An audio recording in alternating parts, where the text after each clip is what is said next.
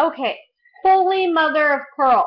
This is the sixth time I've recorded this video. I recorded it on my phone and it kept saying that I had my SD card was full, so I deleted things and it still didn't work. So I tried my camera and it didn't work, and I tried my camera again and it didn't work, and now I'm trying my laptop and hopefully this will work.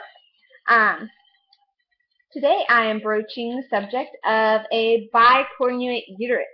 I have a brand new favorite vlogger. Well, she's not brand new. She's been around for a couple months, but I just found her. Her name is Missy, and her husband's name is Brian, and they're totally adorable. You can find them under Bumps Along the Way. And she also has a bicornuate uterus, and she has had issues with that and complications with that as well. And she said when she was diagnosed with it that she went to YouTube and she tried to find information on it but really couldn't find anything. So I wonder how many other women do the same thing. So I thought I would put my story out there about my bicornuate uterus, because I don't think I have brought it up in my past videos really. So I'm just going to talk about that. I wrote notes because there's a lot. So first I'll talk about what a bicornuate uterus is. I wish I had a picture for you. You can probably just Google it and find it, pictures of it. But, geez, sorry. I'll go over the types. There's a lot of different types. I'm going to go over the types of bicornuate uterus and septate uteruses. And there's a lot of them. The severity really varies from person to person. The first severity, like the most severe form of this is having two uteruses, so two complete uteruses and two complete cervixes, which I'm sure is not very common. And there's also having one uterus, one cervix, and one ovary, so it's like half of a uterus, and the other half is just gone. Then there's a septate partial. So a partial septate is the normal shaped uterus, but inside the uterus there is a little wall dip at the top. But the outside is still the same shape. And then there's a complete septate where that wall goes all the way down to the cervix, or, different severities. It might go halfway down, it might go all the way down. With a septate, it's a lot different than, well, not a lot different, but it's a little different than a bicornuate uterus, because the septate, the wall, generally doesn't have the same nutrients and blood flow that the walls on a bicornuate do. So if you were to get pregnant and the baby were to implant on a septate, the chances of that baby surviving is very low, because it usually just can't provide. And that happens with the bicornuate uterus as well. Which brings me to the bicornuate partial, which is a heart-shaped uterus, where a uterus, which is generally, like this, the top of it, instead of just having a wall right here that comes down, the top on the outside even kind of bends into like a heart. And then there is what I have, which is a bicornuate complete, where this wall goes all the way down and these guys kind of separate. So there's two uteruses, but they connect at the same cervix. They're also about half the size of each of them are about half the size of a regular uterus. Which is what I have. And mine is pretty severe. I have two complete horns, as they call them. They call them uterine horns.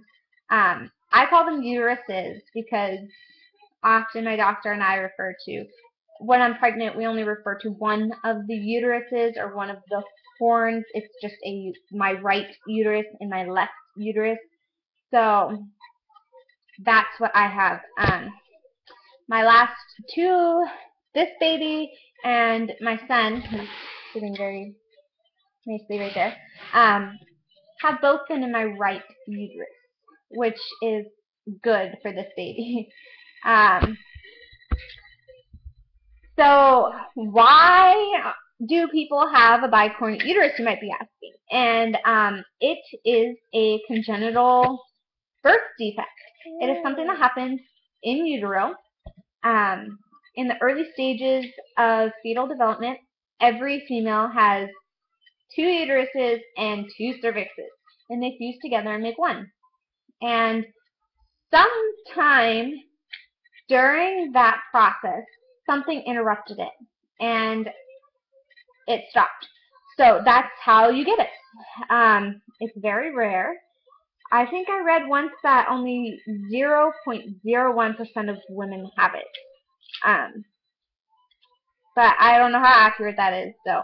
But I do know it's rare. I haven't met anyone else in person who has it. I've met people over the internet who have it, but nobody in person. So I'll go over basically the story of my past pregnancies up until now with having a bicornuate uterus. Because to me, it's so normal, and like I don't realize that not everyone has it. So my first pregnancy, I lost at 6 weeks, and that's when I found out I had a bicornuate uterus. I went into the ER because of heavy bleeding and clots, and I didn't find out that day. I found out at a postpartum checkup that I had a bicornuate uterus. I was put on birth control and told that I should get a 3D 4D ultrasound before trying to conceive to detect the exact severity and condition of my bicornuate uterus. But my doctor basically explained what it was, why it happened, what it looks like, drew it out for me. And that was about 3 years ago. I was a sophomore in high school, so it feels like I've known about it forever. But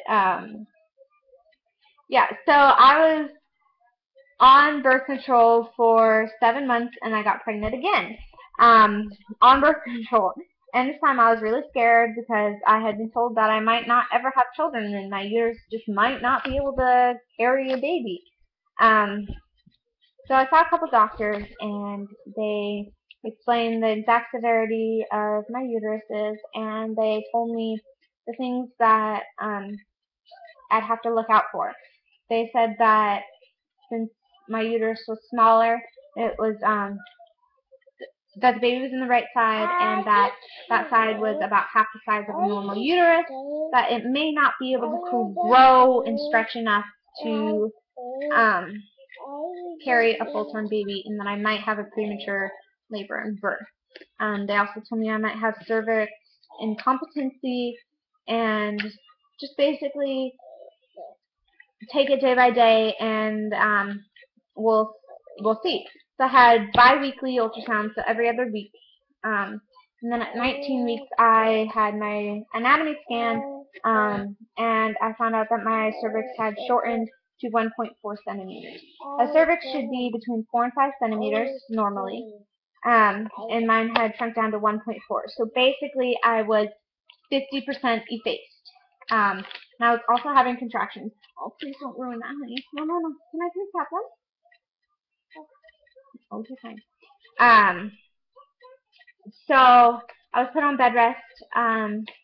They decided not to do a cerclage, which is a stitch that they put around the cervix for an incompetent cervix to help strengthen it and keep it from shortening and dilating. But they decided not to do that because I was already 19 weeks and having contractions, and the risk of putting me into labor was, like full-blown labor, was too high. So they put me on a progesterone suppository and ordered me weekly ultrasounds, and put me on bed rest as well. So at that point, baby was head down against my cervix. So the baby's head was pushing against my cervix. This is Mom. And my baby stayed that way. He's my son Jackson. He stayed that way for the rest of my pregnancy, head down against my cervix. Like literally, head was pushing against my cervix. My cervix never shortened further. It stayed around 1.4 centimeters until I was 40 weeks and 4 days, which is when I got induced. I had irritable uterus. I think that's what it's called. Irritable uterus. So I was having contractions every 3 to 5 minutes every day for hours and hours that were painful but weren't labor. I had those for weeks and months, and I wasn't going into labor. And that might be something with my uterus, that my uterus just cannot do strong enough contractions to make stuff happen. Because of my bicornuate uterus, it's probably just not strong enough to go into full labor by itself. So I was induced with Pitocin. I had a face-up delivery, which was really scary, and he was vacuumed out, and it's painful and scary. So I have a picture of my uterus.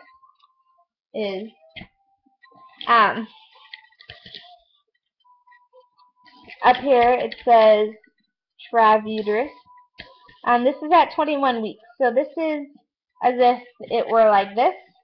So you're looking like this. You're looking head down from up here down on my cervix, or down on my uteruses. So that's the view that you're seeing. And this is about halfway down into my uterus, into this uterus, and this is almost the top of my other uterus. So you can see the cross section of the baby. I'm trying to get the glare off. And then you can see the empty uterus. So that's my two uteruses.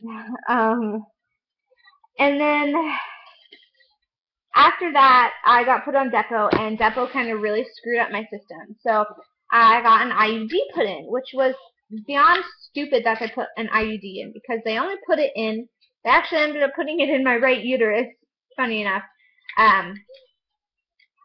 But when I went back to get checked 2 weeks later, my doctor was there before the nurse practitioner had put it in. My doctor was there and explained how risky it was, because I could get pregnant on the other side, and it could create so many complications, like death to the baby and death to me, and loss of my uteruses and stuff like that. So I had it removed. And then after that, I found out that I had PCOS, and I was no longer ovulating, and that my ovaries were covered in cysts. We PPC'd for 10 months, and we got pregnant on our first round of Clomid, because I was having 60 to 100 day cycles with no ovulation. So I ended up taking Clomid, got pregnant on my very first cycle, and I am now 18 weeks pregnant again. So far, no complications. The baby is in the same uterus that my son was, which is really good. I went in for a consult to get a cerclage, and my perinatologist, I have an OB and a perinatologist, so they're at the same hospital, but she said that I did not need a cerclage because the baby was in the same uterus, and she's very confident that since it's in the same uterus that has carried a baby full term, that it will grow and stretch, and there will be less pressure on my cervix than there was last time, and that there really is no reason for it. She did say, however, if I do ever get pregnant in my left uterus, that yes, we will do a cerclage. I will be put on bed rest. I will be on progesterone. We'll take every precautionary step, because we have no idea what that uterus can do. We don't know if that uterus can carry a baby. We don't know if that uterus can grow. It's totally different. We'd be starting from scratch. But with my right uterus, I've carried a baby in there, and we know everything that went, I mean, we not know everything, but we know about that uterus. So, baby is head down, and instead of having weekly ultrasounds like I did with my son, I'm having monthly. My cervix is measuring at 3.6 centimeters, which is short for a normal pregnancy. Oh, thank you. but is good for me. Thank you. I love you. Um, so yeah, baby's head down, and I'm having a lot of cervix pressure and a lot of cervix pain, like to the point where like walking's uncomfortable and sitting's uncomfortable, and I'm having a lot of Braxton Hicks, a lot of um, cramping and pain, which I'm assuming is because of my bicornuate uterus. But I just had an ultrasound done and everything was fine. And I bought a support belt because I'm carrying really low because the baby's head is against my cervix like it was with my son. And having weekly ultrasounds with my son never moved. He was always head down, always against my cervix. Um, so I expect that to be the same this time. I think it's because my uterus is smaller. There's not a lot of room to flip around, do somersaults, and the fact that the baby's head down is great because I don't have to worry about a breech baby. Having a bicornuate uterus and having a breech baby is bad because they will not flip the baby. They will not even try to flip the baby. So if you're breech, you're getting, if you're, breech towards the end and there's no chance that that baby's gonna flip before on its own before labor, you're gonna get a C-section.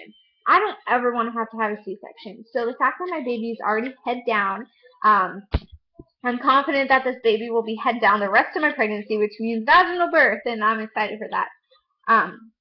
Hopefully this time my cervix doesn't shorten. It didn't shorten until 19 weeks last time. So I'm 18 weeks now, and I'm having a lot of pain this last week. This last like 3 days, walking has been really uncomfortable because my baby's being head down against my cervix.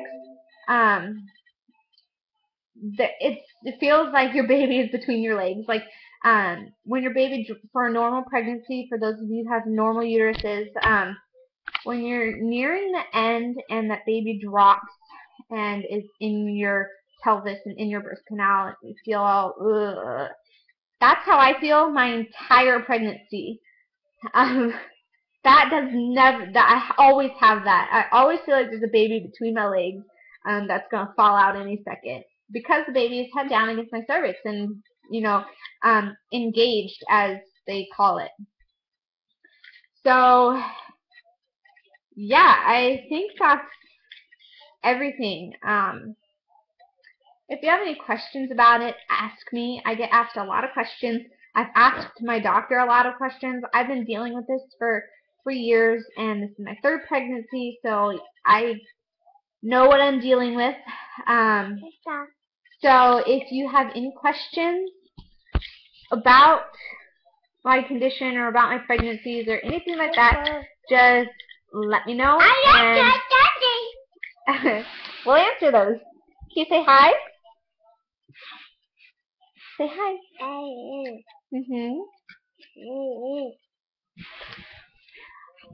Also, I'm going to be doing my 18-week pregnancy vlog and Jackson's. Yeah. And Jackson's 17-month update because he is 17 months old today. Are you sticking your tongue out? So that's all for now. Bye.